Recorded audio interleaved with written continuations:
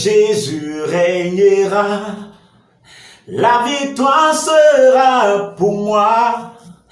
Tant que Jésus régnera, oh, oh, ma victoire est assurée. Oh, tant que Jésus régnera, la victoire sera pour moi. Tant que Jésus régnera, oh, oh, ma victoire est assurée. Oui, tant que Jésus régnera, ma victoire sera pour moi. Tant que Jésus régnera, oh, oh, ma victoire est assurée. Tant qu'il régnera, je serai toujours victorieux. Tu seras toujours victorieux. Nous serons toujours dans la victoire face aux puissances des ténèbres. Gloire soit rendue à notre Seigneur et Sauveur Jésus-Christ. Au nom de Jésus. Amen. Je vous salue dans le précieux nom de notre Seigneur, Roi Jésus-Christ. Sans plus tarder, nous allons prendre la parole de Dieu. Dans le livre de Juges, le chapitre 7, le verset 7, Juges 7, 7, je vais lire la parole de Dieu. Et l'Éternel dit à Gédéon, c'est pas les 300 hommes qui ont la paix que je vous sauverai et que je livrerai mendiant entre tes mains. Que tout le reste du peuple s'en aille chacun chez soi. Alléluia. Seigneur, merci de bénir ta parole. Ouvre notre esprit. Fais-nous du bien et bénis ton peuple au nom de Jésus-Christ. Amen. Notre message de ce matin a pour thème: de quelle armée êtes-vous, soldats? De quelle armée êtes-vous? Êtes-vous une personne qui est de l'armée de Dieu? Êtes-vous un soldat de l'armée de Dieu ou un soldat de l'armée de la peur, de la crainte? De quelle armée êtes-vous? Amen, amen. Soldat. Oh, dites-moi que vous n'êtes pas un soldat. De quelle armée êtes-vous? Alléluia. Ici, la Bible nous dit que Dieu va choisir quelqu'un parce que son peuple était pillé, était massacré, était dominé, était assujetti par une autre force, une autre puissance dont la Bible appelle les Mandianites. Donc, le peuple mendiant dominait complètement le peuple de Dieu, le peuple d'Israël. Alors Dieu va choisir quelqu'un, il va sélectionner une personne du nom de Gédéon, et va lui dire, va et libère mon peuple des mains des Mandianites. Alors Gédéon va ramasser tous les hommes d'Israël, c'est-à-dire tous les soldats, tous les hommes, tous les vaillants, toutes les personnes qui étaient prêtes pour cette armée, toutes les personnes qui étaient prêtes à affronter le peuple mendiant. Gédéon va les ramasser, va leur dire, levez-vous, allons libérer le peuple, allons libérer le peuple de Dieu, levons-nous et sortons de là. Il faille que nous sortions de cette domination, de cette oppression, de cette manipulation, de cette domination. Et il y a tellement longtemps que nous vivons dans une telle situation, il y a tellement longtemps que nous sommes assujettis, nous sommes écrasés, nous sommes sous la manipulation des démons. Il y a tellement longtemps que des alliances nous scellent, il y a tellement longtemps que les démons nous oppressent, il y a tellement longtemps que des esprits impurs nous écrasent, il y a tellement longtemps que l'esprit des eaux domine, il y a tellement longtemps que cette situation traîne. Il faille que nous sortions de là, il faille que notre situation change, il faille qu'on se lève pour changer les choses. Alléluia. Gédéon va prendre la résolution de partir avec tous ces hommes. Mais en cours de route, Dieu va faire quelque chose. Il dit à Gédéon, mais vous êtes trop nombreux. Vous êtes trop nombreux. Si vous arrivez là-bas que le peuple mandi arrive à vous exterminer, le peuple dira, mais même avec leur Dieu, ils étaient tellement nombreux, mais on a pu les tuer et ils pourront s'en glorifier. Ils vont se glorifier pour dire, mais non seulement ils étaient nombreux et avec leur Dieu, on les a tous tués. Donc, dans un premier temps, tu vas lancer un appel. Toutes les personnes qui ont peur, toutes les personnes qui craignent la mort, le jour de ce combat-là, que ces personnes se retournent à la maison en même temps. Dites aux peureux de se retourner. Des personnes qui craignent qu'elles se retournent, qu'elles rentrent à la maison. Parce que là où on va en guerre. Des personnes qui savent qu'elles ne peuvent pas aller en guerre, qu'elles se retournent. Des personnes qui savent qu'elles ne peuvent même pas tenir face au combat spirituel. Des personnes qui vont rester tout le temps en train de pleurer et pleurnicher, qu'elles se retournent. Des personnes qui ne peuvent même pas affronter des puissances des ténèbres, qu'elles se retournent. Des personnes qui ne peuvent même pas être appelées soldats de Dieu, qu'elles se retournent. Des personnes qui ne peuvent même pas affronter un esprit, qui ne peut même pas affronter des puissances des ténèbres, qui ne peuvent même pas affronter des esprits impurs, que ces personnes se retournent. Des personnes qui ne peuvent pas faire de guerre, qui ne peuvent pas faire de combat, qu'elles se retournent. J'insiste là-dessus, combat contre les puissances des ténèbres, parce que nos chrétiens, notre combat, ne veut pas combattre contre la chair et le sang, ne veut pas combattre contre les êtres humains, ne veut pas combattre contre nos frères et sœurs, ne veut pas combattre contre l'humain, mais contre les dominations, les autorités, les esprits impurs dans les lieux célestes.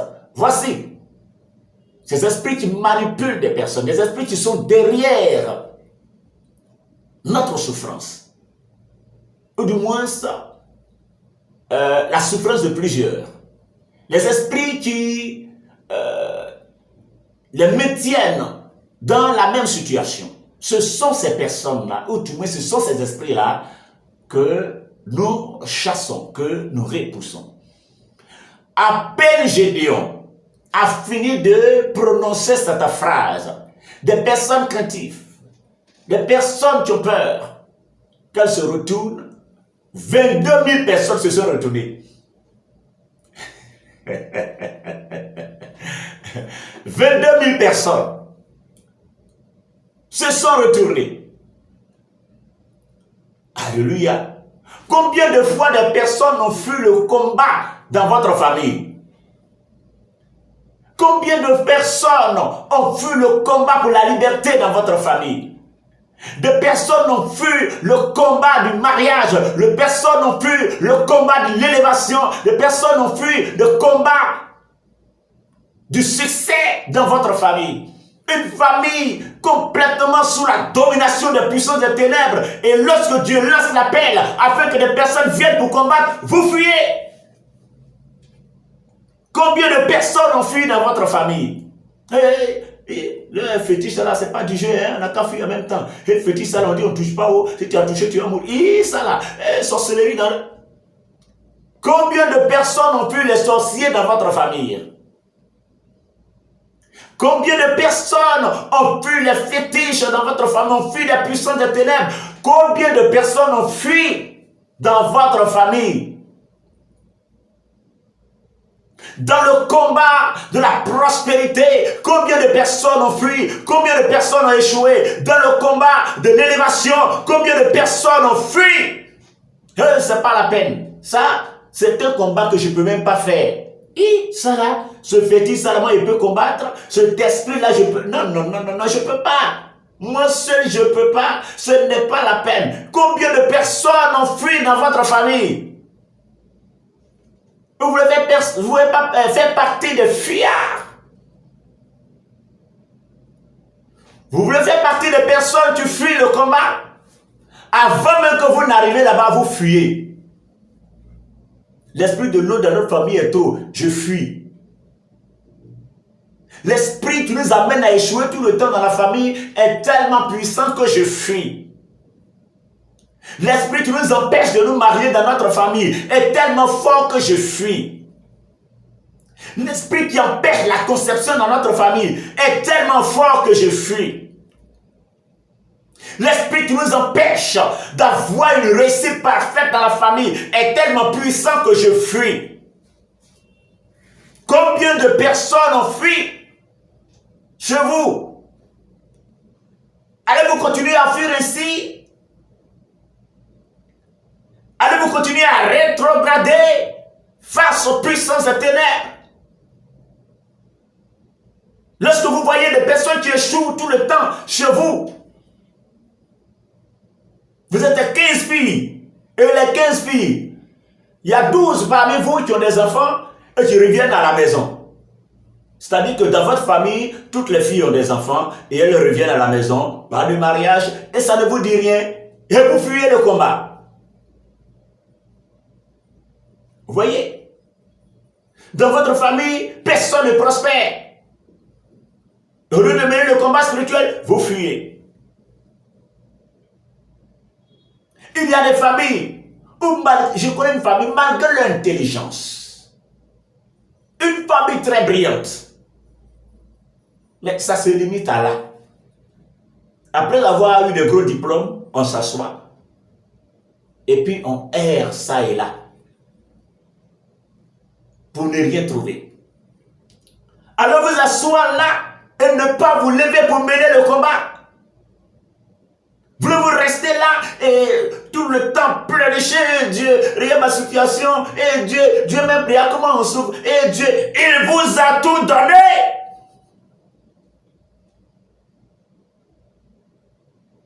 C'est vous qui fuyez et vous cherchez à coller la responsabilité à d'autres personnes.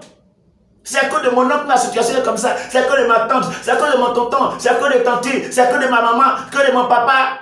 Et qu'est-ce que vous-même vous faites pour que les choses changent?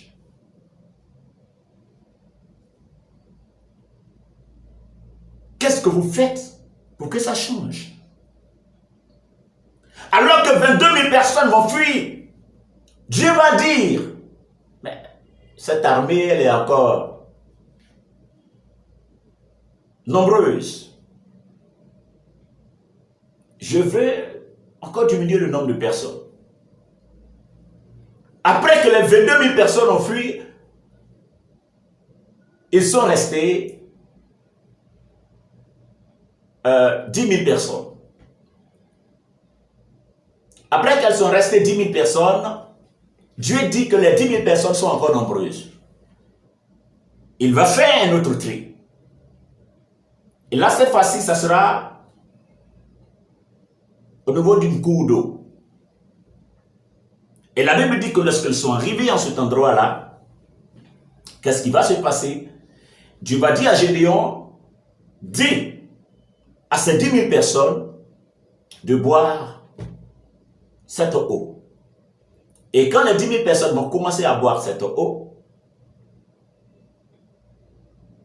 toutes les personnes qui vont s'agenouiller et boire, mets-les de notre côté. Toutes les personnes qui vont s'arrêter, prendre de l'eau et lécher comme des chiens, mets-les sur un autre côté. Alors, il y a eu 300 personnes qui ont léché de l'eau comme des chiens. Le Seigneur les a mis Gédéon les a mis d'un côté, et tout le reste, Dieu dit à Gédéon, dit à toutes ces personnes de rentrer. Elles sont déjà disqualifiées. Ce combat spirituel ne peut même pas faire. Elles sont déjà disqualifiées. Elles étaient très zélées, mais elles sont disqualifiées. Elles se tapaient la poitrine, mais elles sont disqualifiées. Elles pensaient gagner. Non, non, non, non, c'est pas comme ça. Le combat, ce n'est pas dans la bouche que ça se... Ce n'est pas... voilà. Le combat spirituel, ce n'est pas se remuant ou en criant, oui, c'est moi. Non, non, ce n'est pas comme ça le combat spirituel. Toutes les personnes qui se sont agenouillées pour boire de l'eau, il faut leur dire de rentrer à la maison. Maintenant, les personnes qui se sont arrêtées, prendre de l'eau et lécher l'eau comme des chiens, ce sont ces chiens-là que j'ai besoin pour aller au combat. Alléluia. Vous savez, le chien a aussi beaucoup de qualités. Peut-être que vous l'ignorez, mais le chien a plein de qualités. Caleb, qui est resté fidèle. Caleb et Josué ont été les deux à rentrer à Canaan parmi toutes les personnes qui étaient quittées en Égypte. Et Caleb veut dire chien. Chien est un animal fidèle. Le chien reste fidèle à son maître. Le chien écoute son maître. Le chien, quand bien il est fatigué, tu lui dis lève-toi. Le chien te suit. Le chien ne se plaint pas énormément comme certaines personnes. Le chien obéit. Le chien écoute son maître. Le chien se soumet à son maître. Le chien reste pas fidèle à son maître. Voici les personnes que j'ai besoin pour ce combat. Voici des personnes et vous êtes déjà disqualifiés. Levez-vous pour le combat, vous êtes déjà disqualifiés.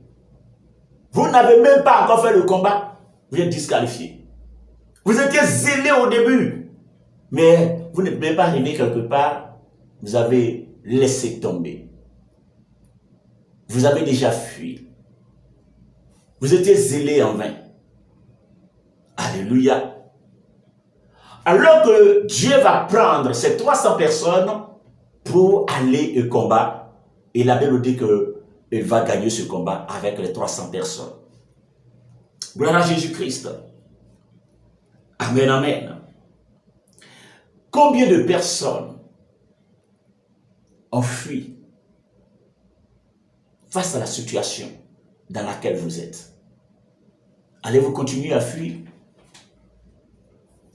Allez-vous continuer à fuir?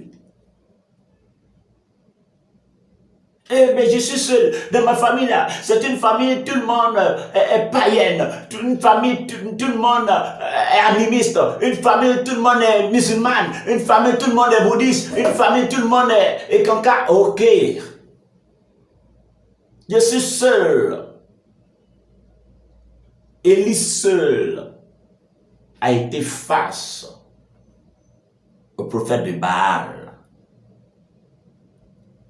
Élie seul a été face à 500 sorciers. Élie seul a relevé le défi. Une personne seule réveillée peut réveiller 500 personnes qui dorment. Par votre réveil, plusieurs autres personnes peuvent se réveiller au sein de votre famille.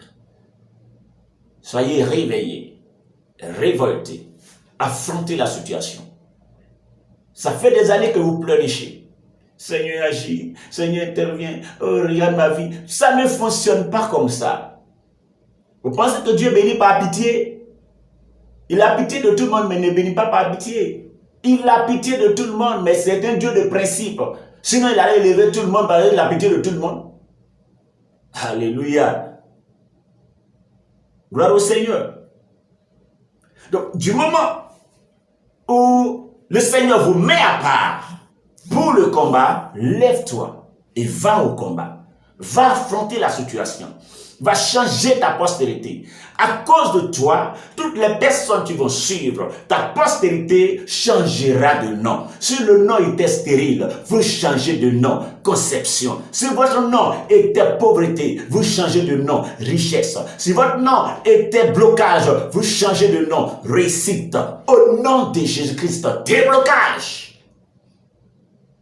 Quel était votre nom de famille? Si vous êtes révolté, si vous êtes dévoué, quelque chose changera. Alléluia. En Éphésiens 5, 12, en Éphésiens 6 du moins, Éphésiens 6, le verset 12, nous dit que nous n'avons pas à combattre contre la chair et le sang, mais contre les principautés, les dominations, les autorités, les esprits impurs dans les lieux célestes. Le combat que nous avons à mener est contre les esprits impurs, les puissances des ténèbres, qui s'opposent à notre épanouissement. Voici. Et Christ nous a donné le pouvoir de marcher sur les serpents, sur les scorpions, sur toute la puissance de l'ennemi. Rien ne pourra nous nuire. En Luc 10, 19.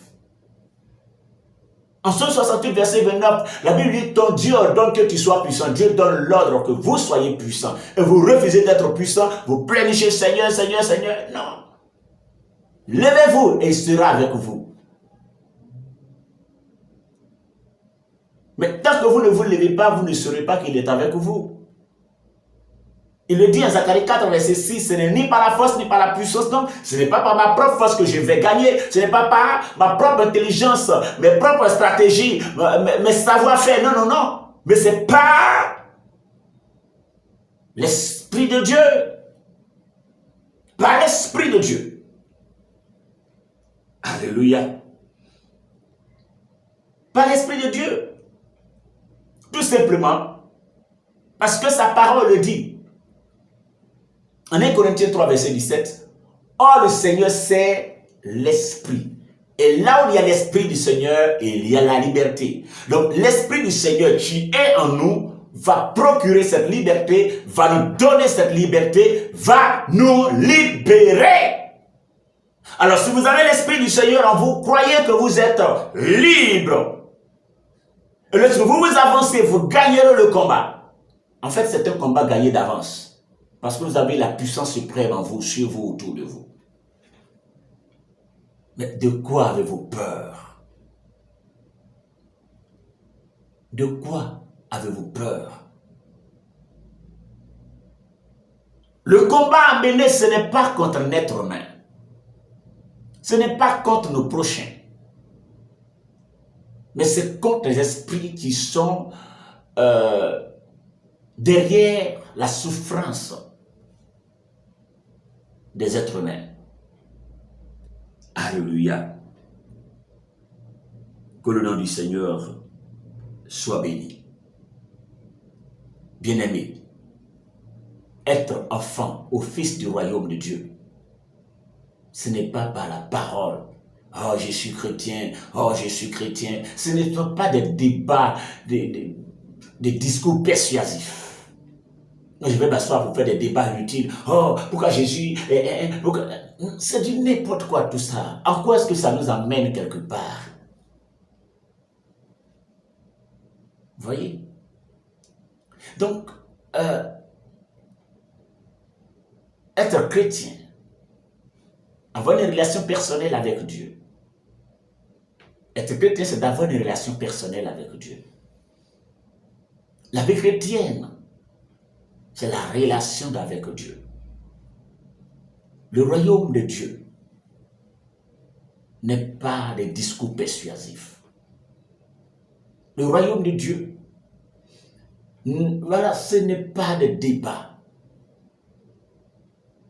Nous ne sommes pas dans les débats. Il faut expérimenter, il faut démontrer, il faut prouver que ce que tu dis est vrai par la démonstration de puissance. Pas des puissances occultes, pas des puissances venues de la magie, mais la puissance de Dieu. En 1 Corinthiens 4, verset 20, dit le royaume de Dieu ne consiste pas en parole, mais en puissance. La puissance suprême, la puissance qui fait repousser la puissance des ténèbres. Au nom de Jésus, les démons fléchissent chez nous. Voici cette puissance. Cette puissance dont la Bible parle, en Apocalypse 12, verset 11, qui l'ont vaincu à cause du sang de l'agneau, la parole de notre témoignage. Cette puissance qui fait fuir les puissances des ténèbres. Combattez les dominations, les autorités, pas nos autorités, non, non, non, mais on parle de la classe des démons. Domination, autorité, esprit impur et puissance des ténèbres. Les classes des démons, c'est une classification démoniaque. Alléluia. Il est important de combattre ces esprits qui sont la cause de toute manipulation dans la vie de l'humain. Ces démons qui sont les causes des manipulations dans la vie des humains. Alléluia. Je veux que vous compreniez que si vous ne vous levez pas, si vous restez là pleurnicher, votre situation ne changera pas. Si vous restez là à accuser des personnes, votre situation ne changera pas. Si vous restez là à pleurer tout le temps, votre situation ne changera pas. Le changement ne se trouve pas dans les pleurs. Le changement ne se trouve pas dans les plaintes. Tout le temps se plaindre de Dieu. Pourquoi ça ne changera rien? Ça fait combien de temps vous vous plaignez puis les choses ne changent pas? Parce qu'il vous a déjà donné la capacité. Levez-vous, œuvrez, vous allez voir le changement arriver. Voilà. Alléluia. Levez-vous et commencez à apporter le changement dans votre famille. Le Seigneur a fait un tri et le choix est tombé sur vous. C'est vous, c'est sur vous qu'il compte pour libérer votre famille. C'est sur vous qu'il compte pour libérer votre foyer. C'est sur vous qu'il compte pour libérer votre postérité. C'est sur vous que Dieu compte pour libérer votre région qui est complètement enclavée sous la domination des puissances des ténèbres. C'est sur vous que Dieu compte pour vous libérer.